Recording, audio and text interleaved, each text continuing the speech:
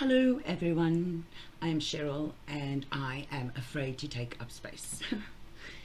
Not in a way that I don't feel like I'm good enough or anything like that, but in a way that I I was such a mess for so long that I lost like all value that I had in myself. I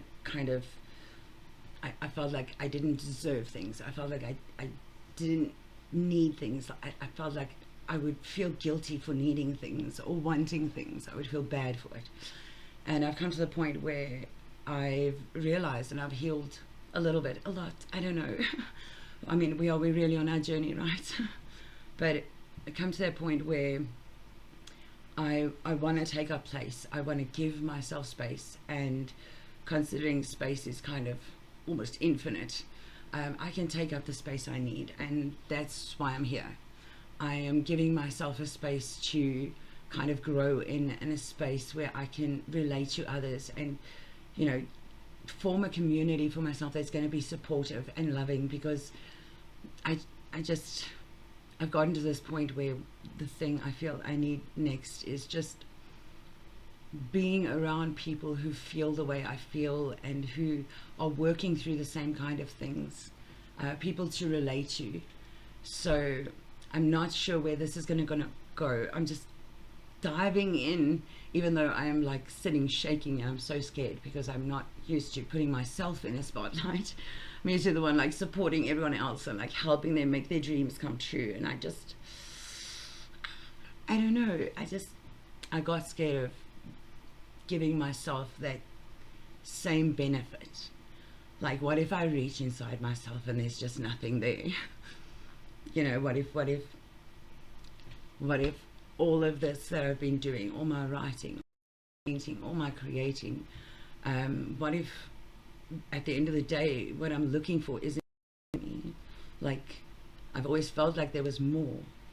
So this is me looking for that thing that's inside of me that I've been scared to let out all this time. This is me seeing if there is substance in the things that I love and the things that I believe in. So if you'll let me, I'm going to take up a little bit of space today. I'm just going to read something I wrote, and that's going to be it. And if you feel like you often don't give yourself the same space you give everyone else, maybe you can relate to that. Leave a comment or like or share or do something, but just let's try and be kind. All right. So I'm going to read a little bit of a letter that I wrote myself after doing a little bit of inner work. And I entitled it, "We're the Same Person, Different Things Happen to Us." I'll put a link under, like for Substack, Medium. I'm also on Blogger and on poetry.com, so I'll add links in below. Here we go. The letter to my angel, my human, my being. I love you so much, and I'm in love with you. And I know this because only when it comes to you do I feel like my lexical resources are inadequate to articulate how much I'm in awe of you.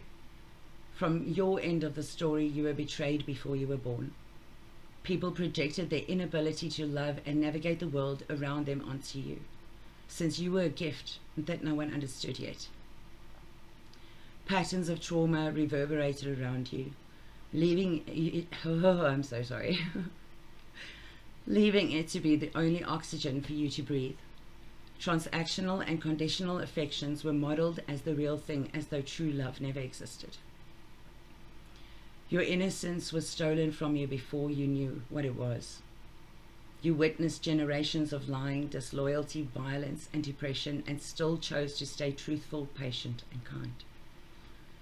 Even when the world's burdens became too much, you put their problems on your shoulders and you tried to carry it yourself. When you were 9, you had been abused and deemed a problem by then already.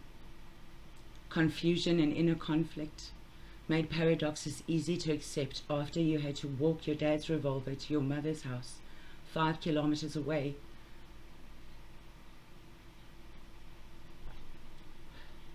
so that he wouldn't kill himself. However, by the time you were a teenager, he was taken away from you anyway, leaving you with only a brother to protect you. but he was taken as well. To experience how it feels to want to die, but love so much at the same time, is a humbling experience. Slowly, painfully, and with such slight coincidences, combined with the moral of your spirit, you lost everyone until you felt you wanted to sleep because dreams felt like home. You tried to keep up, but value in yourself, you struggled to piece together the parts of life that mattered. Each time you back together, more people faded away, leaving you wondering if being whole meant being alone. Yet still you tried facing each broken and ugly part of yourself as the patterns played out.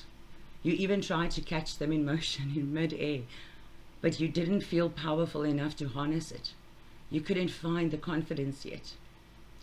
However, I don't blame you for the time it took. You arrived exactly at the right moment, and you have done more work on yourself than most people know is possible. By deciding to stay and become a person who would never abandon others, you thought you would fix the loop. But in doing so, you abandon yourself, because you're only one person and everyone else seemed to need you more. But you weren't okay. Your world was crumbling around you.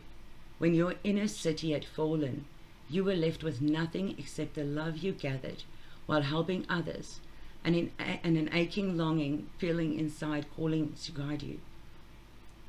What makes you so unique is that the love and purpose were enough. You rebuilt your whole world using only that. Once you found yourself in nothing, you still reached inside and found something pure to lead your way. Your intentions have always been honest, even when you were mirroring those around you. You are naturally beautiful, but even more so in your true essence. Your sincerity is reflected in your ability to know people, yourself, nature, and co-creation of life. It's transcendent to stand by you. Your presence is a magnet. The combination of chaotic experiences has cultivated excitement, innocence, authenticity, warmth, acceptance, humility, appreciation, revolution, and esteem.